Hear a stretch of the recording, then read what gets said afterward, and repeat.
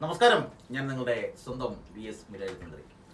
ഒരുപാട് പേരുടെ സംശയമാണ് കുറേ ദിവസമായിട്ട് ഈ 5-ാം തീയതിയിലത്തെ പ്രവചനം സത്യമാകുമോ എന്നുള്ളത്. മുൻപ് പല ഘട്ടങ്ങളിലും അവരുടെ പൂർവികർ തന്നെ പറഞ്ഞ പല പ്രവചനങ്ങളും ഭൂമിയിൽ സത്യമായി തന്നെ ഭവിച്ചിട്ടുണ്ട്. ആ പരമ്പരയിൽപ്പെട്ട ഒരാളാണ് റിയോ തൽസുഖി.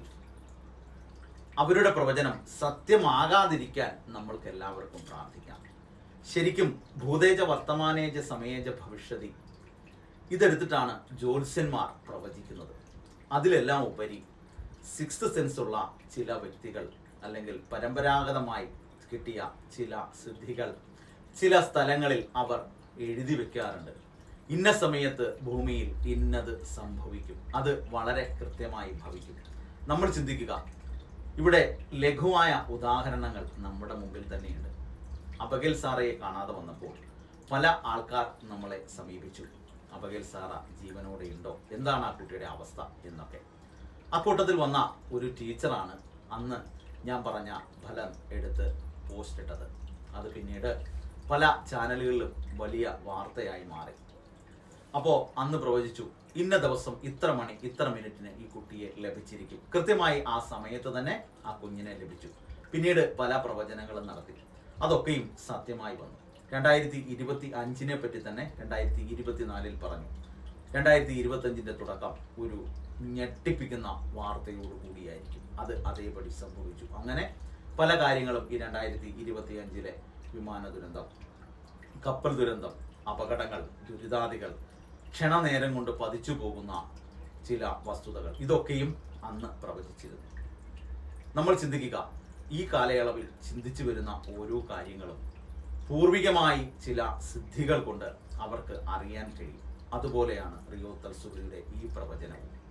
ലോകമെമ്പാടും ആകാംക്ഷയോടുകൂടി കാത്തിരിക്കുകയാണ് 5-ാം തീയതി എന്താണ് സംഭവിക്കുന്നത് എന്നറിയാൻ. നമ്മൾ അറിഞ്ഞിരിക്കുക, ലോകത്തെ വിറപ്പിച്ച കലി, ഈ കലിയെ നശിപ്പിക്കുവാൻ വേണ്ടിയിട്ട് രാജ്യത്തുള്ള ജനങ്ങൾ ഒന്നടങ്കം പരീക്ഷത്തിൻ്റെ അടുത്ത് അഭയം പ്രാപിക്കുകയും പരീക്ഷിത്ത് മഹാരാജാവ് കലിയെ യുദ്ധത്തിൽ തോൽപ്പിച്ച് നാട് കടത്തുകയും ചെയ്തു. സൂത്രശാലിയായ കലി വീണ്ടും പരീക്ഷത്തിൻ്റെ അടുത്തെത്തി എനിക്ക് ഇരിക്കാനോ വസിക്കാനോ സ്ഥലമില്ല എന്ന് പറയുകയും 5 സ്ഥലങ്ങളിൽ നിനക്ക് വസിക്കാം എന്ന് പരീക്ഷിത്ത് കൽപ്പിച്ചരുളി കൊടുത്തു. ഈ 5 സ്ഥലങ്ങളിൽ ഇന്ന് കലി വിളയാടുന്നു. അത് മനുഷ്യന്മാർ തമ്മിൽ, രാജ്യങ്ങൾ തമ്മിൽ, പ്രകൃതിയോട്, ആകാശം, ഭൂമി, ജലം, ഇതൊക്കെയും കലിയുഗ വിളയാട്ടത്തിൽ നമുക്ക് പലതരത്തിലുള്ള വിപത്തുക്കൾ തരുന്നു. ഇന്ന് കലിയുഗമാണ്. ഈ ഒരു പ്രവചനം സത്യമാകാതിരിക്കട്ടെ എന്ന് നമ്മൾക്ക് എല്ലാവർക്കും പ്രാർത്ഥിക്കാം. അങ്ങനെ നമ്മൾ പറയുമ്പോഴും പ്രവചനത്തിന് ചിലതിനൊക്കെയും 100% സത്യമുണ്ട്. ഈ ഇടയ്ക്ക് തൃശ്ശൂരിൽ നിന്ന് ഒരു അമ്മ ഇവിടെ ഒരു വീട് വെക്കുന്ന കാര്യം ചോദിക്കാൻ വന്നു. വലിയ വീടാണ്, ചെറിയ വീടൊന്നുമല്ല. അപ്പം ഞാൻ പറഞ്ഞു, ആ ഭൂമിയിൽ വീട് പണിഞ്ഞാൽ 2ാമത്തെ നില വാർത്ത് നിങ്ങൾക്ക് തീർക്കാൻ പറ്റും എന്ന് തോന്നുന്നില്ല. കാരണം ഇന്നതൊക്കെയാണ്. അപ്പോൾ അവരവിടെ ചെന്ന് അവിടുത്തെ കണക്കന്മാരുമായിട്ട് സംസാരിക്കുകയും, അപ്പോൾ കണക്കന്മാർ പറഞ്ഞു, മറ്റൊരു ദേശത്തിരിക്കുന്ന ആള് എങ്ങനെ നമ്മുടെ ഭൂമിയെ പറ്റി പറയും, ഒരുപാട് വീടുകൾ ഞങ്ങൾ വെച്ചിട്ടുള്ളതല്ലേ, ഇവിടെ തന്നെ വീട് വെക്കാം എന്ന് പറഞ്ഞു. 2 ദിവസത്തിന് മുമ്പ് ആ വീട് പൂർണ്ണമായി ഇടിഞ്ഞു വീണു 2ാമത്തെ നിലയുടെ വാർപ്പായപ്പോൾ. ഇതൊക്കെയും ഒരു ചരിത്ര സത്യങ്ങളെ നമ്മൾ വിളിച്ചു പറയുമ്പോൾ ആ ചരിത്രത്തെ മറികടക്കാൻ നമ്മൾ ശ്രമിക്കുന്നു. ജ്യോതിഷം ഒരു സംഹിതയാണ്, ഒരു ചരിത്രമാണ്. പൂർവോക്തമായ കാലങ്ങളിൽ രാജാക്കന്മാരുടെ കൊട്ടാരങ്ങളിൽ രാജാവിൻ്റെ കൊട്ടാരം ജ്യോത്സ്യന്മാരുണ്ടായിരുന്നു. ഭൂമിയിൽ വരുന്ന വിപത്തുക്കൾ, മൃഗങ്ങളുടെ ഉപദ്രവം, ഇതൊക്കെയും ജ്യോത്സ്യന്മാരായിരുന്നു അന്ന് ഗണിച്ചു പറഞ്ഞിരുന്നത്. ജ്യോത്സ്യൻ ഗണിച്ചു പറയുക, ഇന്ന കാട്ടിൽ ഇന്ന മൃഗം ശല്യകാരകനായിരിക്കുന്നു, അവിടെ ഇന്നതൊക്കെ സംഭവിക്കും എന്ന് പറഞ്ഞാൽ ആ സമയത്ത് രാജാവ് നായാട്ടിനിറങ്ങുമായിരുന്നു. അതായിരുന്നു നായാട്ട് എന്ന് പറയുന്നത് പോലെ ഓരോ കാര്യങ്ങളും പണ്ട് ജ്യോത്സ്യന്മാർ പ്രവചിച്ചിരുന്നു.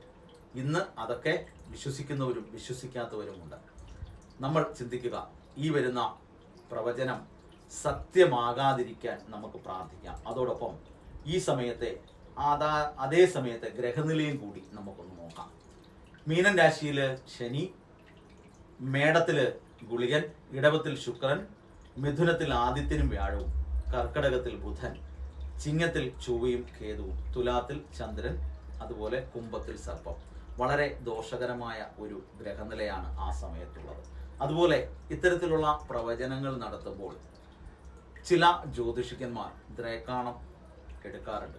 അപ്പോൾ അത്തരത്തിൽ ദ്രേക്കാണം നമ്മൾ എടുത്തു നോക്കിയാൽ മീനത്തിൽ തന്നെ ശനിയും, മേടത്തിൽ കേതുവും, ഇടവത്തിൽ ശുക്രനും, ചിങ്ങത്തിൽ ഗുളികനും, തുലാത്തിൽ ആദിത്യനും വ്യാഴവും രാഹുവും, വൃശ്ചികത്തിൽ ബുധനും, ധനുവിൽ ചൊവ്വയും, കുംഭത്തില് ചന്ദ്രനും. ഇങ്ങനെയാണ് അവിടുത്തെയും ഗ്രഹസ്ഥിതി നമ്മൾക്ക് പറയാൻ കഴിയുന്നത്.